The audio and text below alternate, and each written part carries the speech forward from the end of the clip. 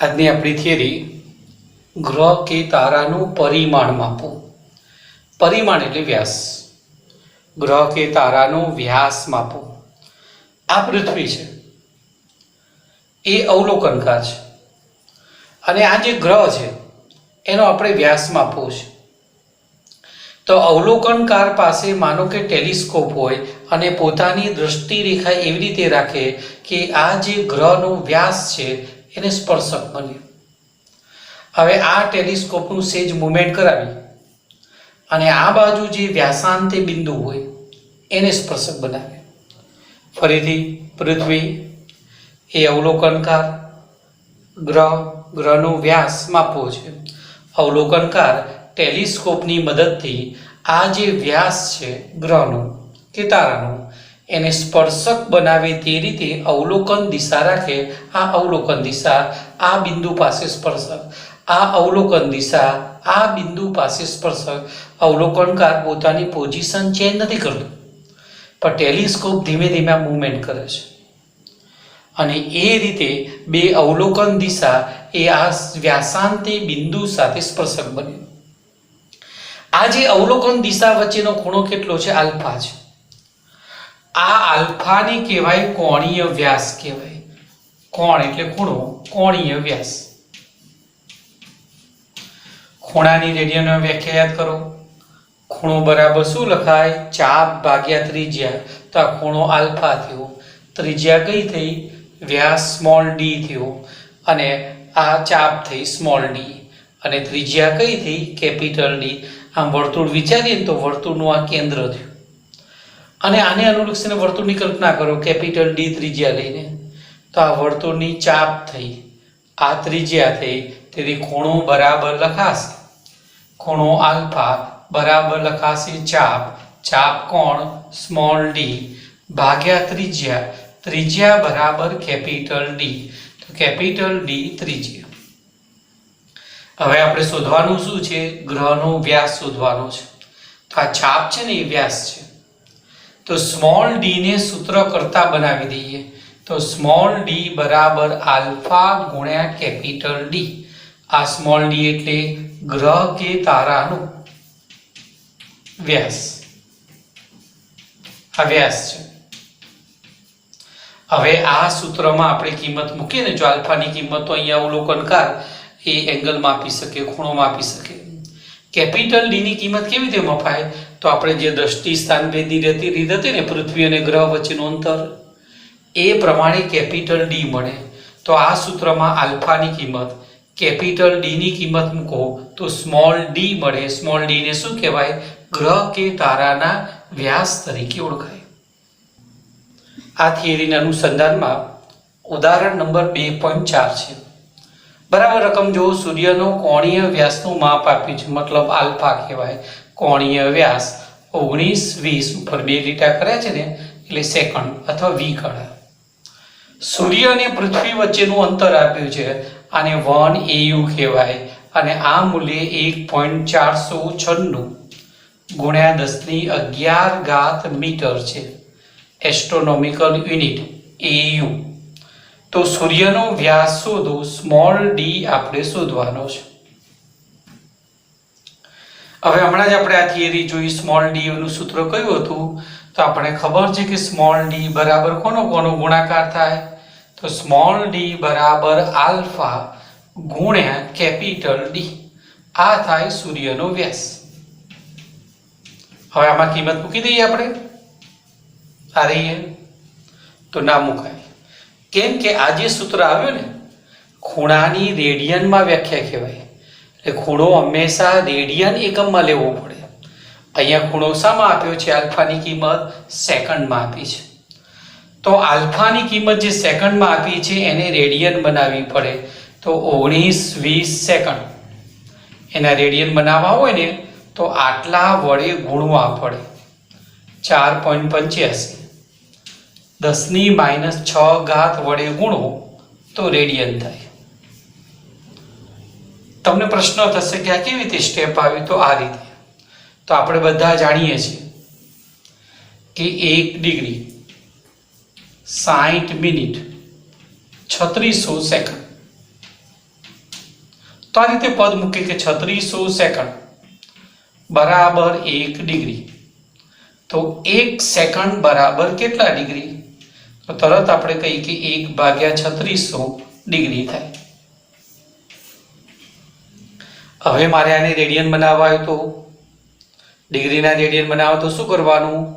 આને પાઈ વડે ગુણવાના, 180 વડે ભાગવાના, મતલબ 1/3600 ગુણ્યા પાઈ ભાગ્યા 180 કરીએ ત્યારે આપણું સાદુરૂપ આટલું આવે. હંમેશા યાદ રાખો 1 સેકન્ડના રેડિયન કેટલા? 4.85 ગુણ્યા 10 - 6 ઘાત. એટલે 19-20 સેકન્ડના કેટલા? તો 19-20 ગુણ્યા આટલા કરવા પડે. 1 સેકન્ડ બરાબર આટલા, તો 19-20 બરાબર કેટલા? હવે આ બધી કિંમત અહીંયા મૂકી દઉં. ચલો આલ્ફાની કિંમત રેડિયન એકમમાં કેટલી આવી? 19-20 ગુણ્યા 4.85 10 - 6 ઘાત અને કેપિટલ ડીની કિંમત કેટલી? 1.496 ગુણ્યા 10 - 11 ઘાત. કોઈ પણ સાદુરૂપ આપો પહેલા હંમેશા 10 ઘાત જોવાની. 11 છે ના 6 છે એટલે 5 ઘાત વધે, પછી ગુણાકાર કરવાનો. આનું જે સાદુરૂપ આપશો ને તમે તો જવાબ કેટલો આવશે? 1.39 ગુણ્યા 10 - 9 ઘાત અને અંતર માપ્યું ને, અંતરનો એકમ કયો થાય? મીટર. જો 19-20 સેકન્ડ આપે તો સેકન્ડના શામાં આપણે રેડિયનમાં કેટલા વડે ગુણી નાખીએ આપણે? 4.85 ગુણ્યા 10 - 6 ઘાત, તો સેકન્ડના રેડિયનમાં. એવું કેમ? તો ખૂણાની વ્યાખ્યા શામાં કહેવાય? રેડિયનમાં. કેવી રીતે ફેરફાર થયો? 3600 સેકન્ડ તો 1 ડિગ્રી, તો 1 સેકન્ડ તો કેટલા ડિગ્રી? તો 1/3600. આના રેડિયન બનાવવા આવે તો પાઈ વડે ગુણો, 180 વડે ભાગો, તો 1 સેકન્ડના રેડિયન થશે 4.85 10 - 6 ઘાત. પછી આ સૂત્રમાં બંને કિંમત મૂકી દીધી. પહેલા 10 ઘાત જોઈ અને પછી પોઈન્ટ ખાલી મેં ખસેડેલો છે, તો 1.39 ગુણ્યા 10 - 9 ઘાત મીટર આન્સર આવશે.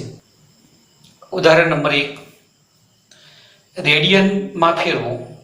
1 ડિગ્રી બરાબર ખાલી જગ્યા રેડિયન, 1 મિનિટ અથવા કડા બરાબર ખાલી જગ્યા રેડિયન, 1 સેકન્ડ બરાબર ખાલી જગ્યા રેડિયન.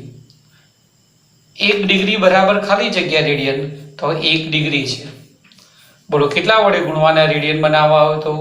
પાઈ વડે ગુણવાના, 180 વડે ભાગવાના, તો આ રેડિયન થઈ જાય. કેવી રીતે આવ્યું? તો આ એક વર્તુળ વિચારો, એકમ વર્તુળ. તો એક પરિભ્રમણ થાય. તો બોલો કેન્દ્ર પાસે ખૂણો કેટલાનો? 2π રેડિયન, 360 ડિગ્રી.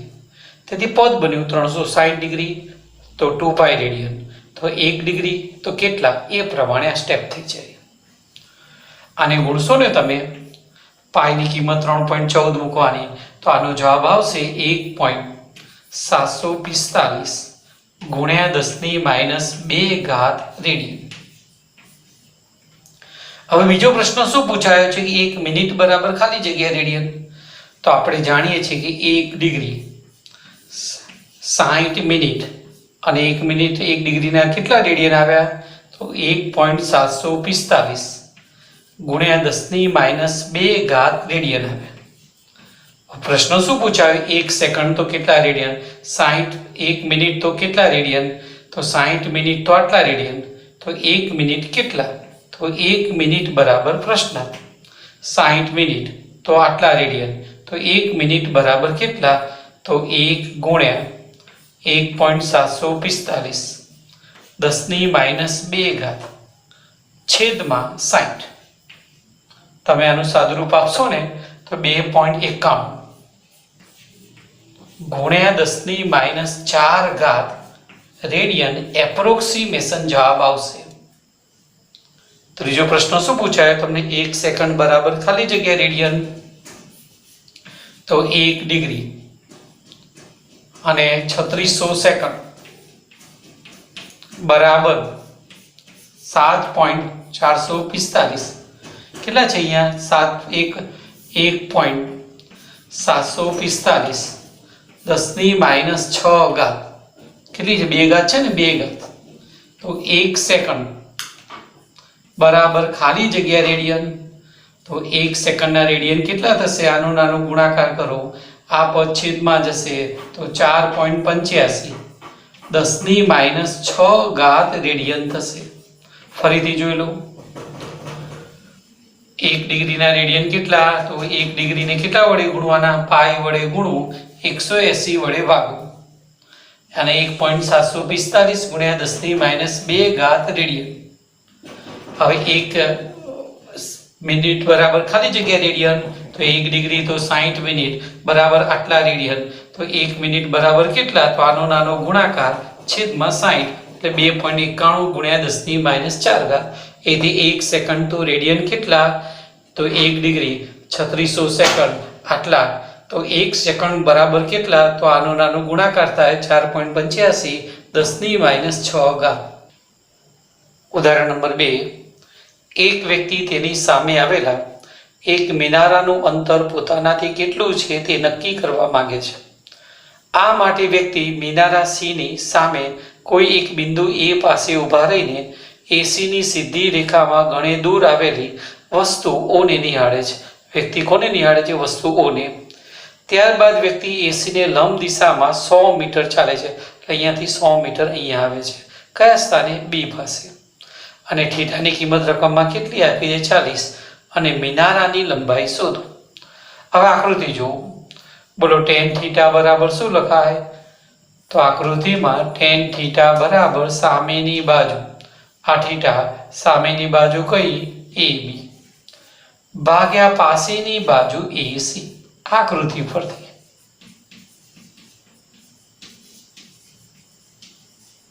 આ થીટા છે, આ સામેની બાજુ છે, આ પાસેની બાજુ છે. tan થીટા સામેની બાજુ ભાગ્યા પાસેની. AC ને સૂત્ર કરતા બનાવો, કારણ કે AC આપણે શોધવાનું છે. તો AB ભાગ્યા tan થીટા. ચલો, AB ની કિંમત કેટલી આપી છે તમને? 100 મીટર. તો AB બરાબર 100. અને tan થીટાની કિંમત કેટલી? 40. tan 40. તો 100 ભાગ્યા tan 40 ની કિંમત છે ને આપણે નેચરલ ટેન્જન્ટમાં જોવી પડે. આ રીતે લોગ ટેબલ હોય, પરીક્ષામાં તમને લોગ ટેબલ આપે, ઘરેથી લઈ જવાનું ન હોય. તમે સર લોગ ટેબલમાં પહેલાં જોવાનું નેચરલ ટેન્જન્ટ છે. ઓકે, નેચરલ ટેન્જન્ટ દેખાય છે ને? આ નેચરલ ટેન્જન્ટ જોવાનું. કેટલા જોવાના છે? tan 40. અહીં ડિગ્રી છે, જુઓ, આ દેખાય છે 40, આ 40 છે. અને આ કેટલા લખ્યા છે? તો 0.8391. કેમ કે કળા કેટલી છે? 0 છે, એટલે આપણે 40 ડિગ્રી 0 કળા એટલે 0.8391 થશે. થોડી પ્રેક્ટિસ કરશો ને એટલે આ વસ્તુ પણ તમને જોતા આવડી જશે. તો આ પ્રકારનું પદ થયું 0.8391. સાદુરૂપ આપશો ને તો આશરે 119 મીટર તમારો જવાબ આવશે.